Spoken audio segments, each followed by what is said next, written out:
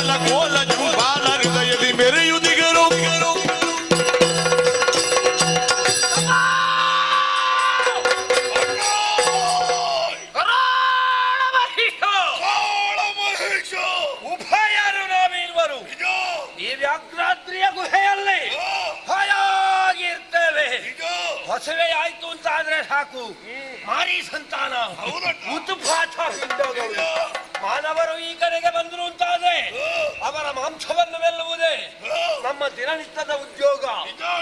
ಇಷ್ಟರವರೆಗೆ ಆ ಗುಹೆಯಲ್ಲಿ ಮಲಗಿ ಆಯ್ತು, ಈಗ ಎದ್ದಿದ್ದೇವಲ್ಲ.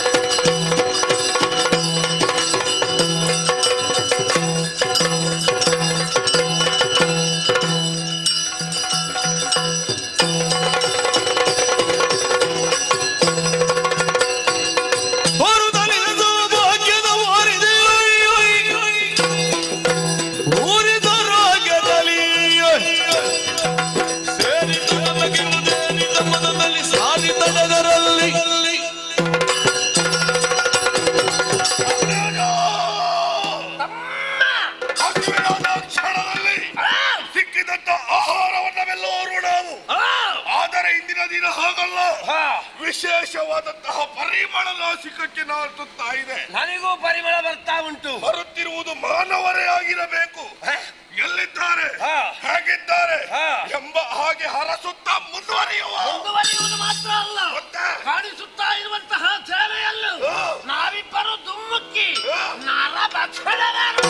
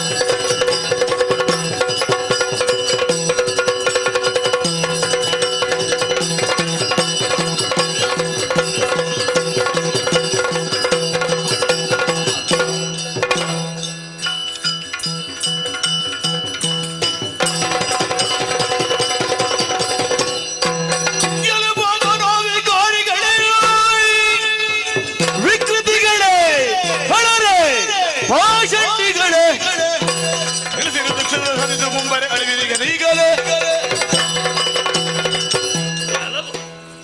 ವಿಕೃತಿಗಳ ಬಲರೆ ವಿಕಾರ ಸ್ವರೂಪಿಗಳು ವಿಕಟವಾಗಿರುವಂತಹ ಅಟ್ಟಹಾಸದಿಂದ ಭೂಮಿಯನ್ನೇ ನಡುಗಿಸುತ್ತೀರೋ ಎನ್ನುವ ಹಾಗೆ ಭಾಸವಾಗುತ್ತಾ ಇವೆ. ನರರನ್ನು ಕೊಂದು ತಿನ್ನುತ್ತಾ ಇದ್ದೀರಿ, ಯಜ್ಞಕ್ಕೆ ಕಂಟಕ ಪ್ರಾಯರಾಗಿ ಮೆರೆಯುತ್ತಾ ಇದ್ದೀರಿ. ನಿಮ್ಮನ್ನು ಪ್ರಶ್ನಿಸುವುದಕ್ಕೆ ಬಂದವ ರಾಜ ಕಾಕತೀಯ.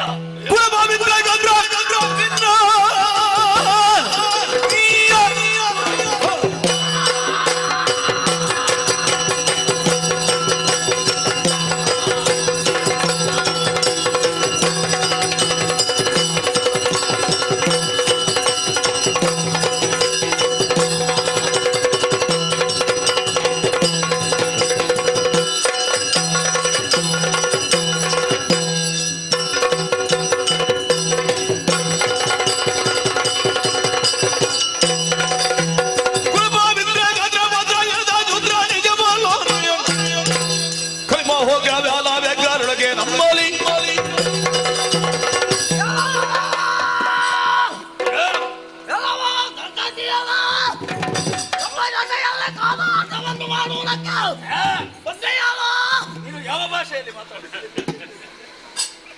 ನನಗೆ ಅರ್ಥ ಆಗಿಲ್ಲ. ನಮ್ಮ ಜೊತೆಯಲ್ಲಿ ಹೋರಾಟವನ್ನು ಮಾಡುವುದಕ್ಕೆ ಹೋರಾಟ ಮಾಡುವುದಕ್ಕೆ ನಿನ್ನನ್ನು ಕಾಣುವುದಕ್ಕೆ ಯಾರೂ ಇಲ್ಲ ಎನ್ನುವ ಹಾಗೆ ಭಾವಿಸಬೇಡ. ಈ ಕಾಲದಲ್ಲಿ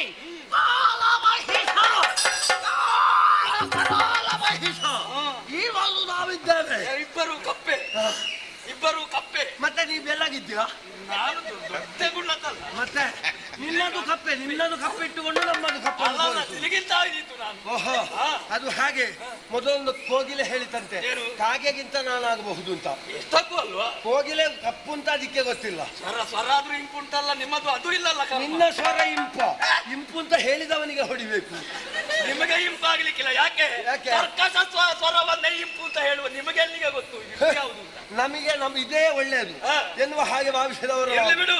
ಪ್ರಪಂಚದಲ್ಲಿ ನೀನೊಬ್ಬ ಕಾಣಿಸಿಕೊಳ್ಬೇಕು ಎನ್ನುವ ಹಾಗೆ ಭಾವಿಸಿದ್ರೆ ಅದು ತಪ್ಪಲ್ಲ. ಆರ್ಯಾವರ್ತದಲ್ಲಿ ಇರುವಂತಹ ಮಂಡಲಾಧಿಪರಿಗೆ ತಕ್ಕುದಾದ ಸ್ವಭಾವವೇ ಹೌದು. ಆದ್ರೆ ಪ್ರವೇಶಿಸಿದ್ದು ವ್ಯಾಘ್ರಾದ್ರಿಯನ್ನು. ಇಲ್ಲಿ ಅಧಿಕಾರಿಗಳು ನಾವಿರುವರು ಉದರ ಬಾಧೆಯಿಂದ ಸಾಯ್ತಾ ಇದ್ದೇವೆ. ಅಂದ್ರೆ ಉದರ ಬಾಧೆ ಅಂದ್ರೆ ಬೇನೆಲ್ಲ, ಹಸಿವೆ, ಹೊಟ್ಟೆ ನೋವಲ್ಲ. ಹಸಿವೆ ಯಾವ ವ್ಯಾಘ್ರರೂ ನನಗೆ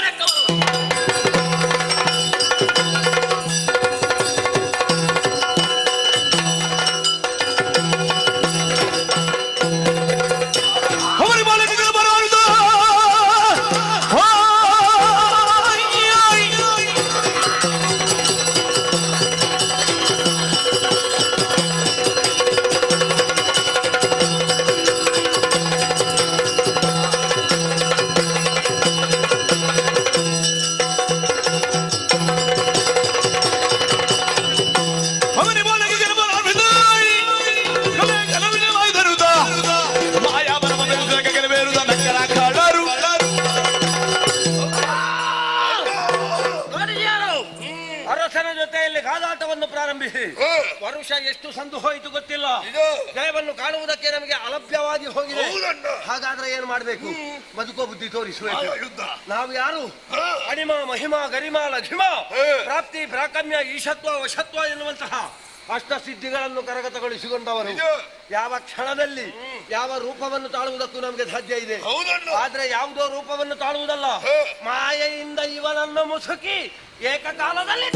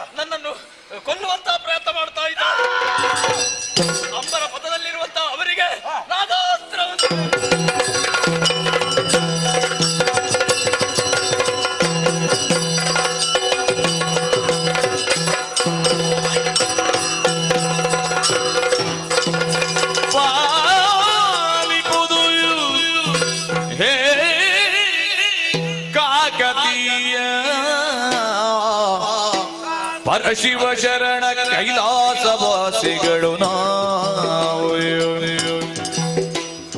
ಕಾಲವಾಗನನ್ನು ಗುಣಮಾಲನೋದಿಯನು ಕೂಲದೆವು ನಿರೋಧಿಸಿದೆವು ಪಾಲಿಪುದುಗೆ ಕಾಕತೀಯ ಪಾಲಿಸೋ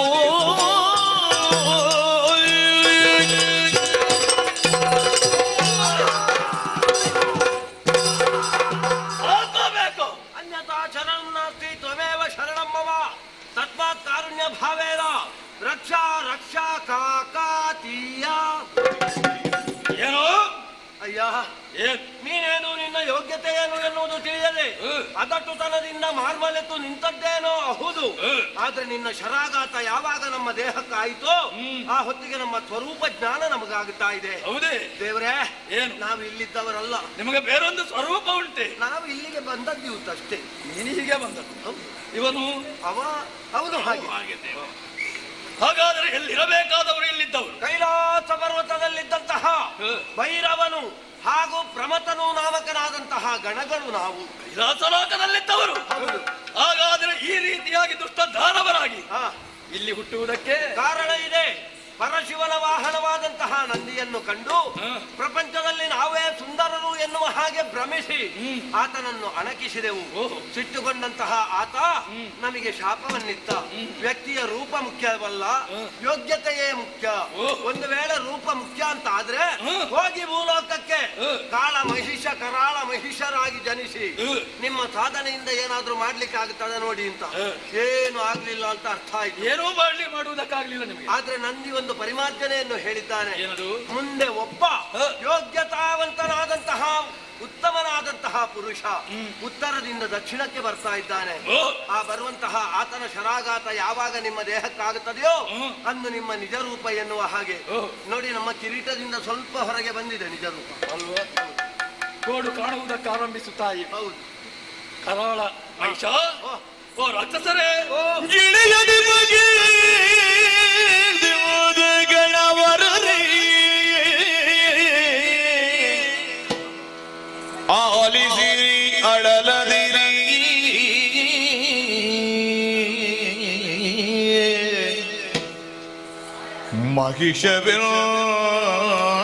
ಮಹಿಷವೆಂದರೆ ನಮ್ಮ ಮನದ ಮದ ಕಲುಷಗಳ ರೂಪ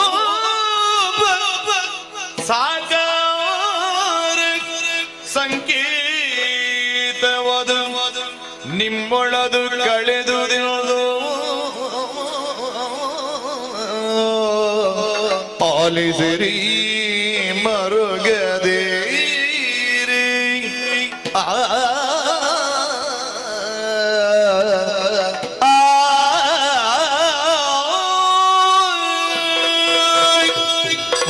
ಕಾಲಮಹಿಷ ಕರಾಳ ಮಹಿಷ ಈರುವರಿಗೆ ಹೆಸರು ಒಂದೇ, ಕಪ್ಪು ಅಂಧಕಾರ.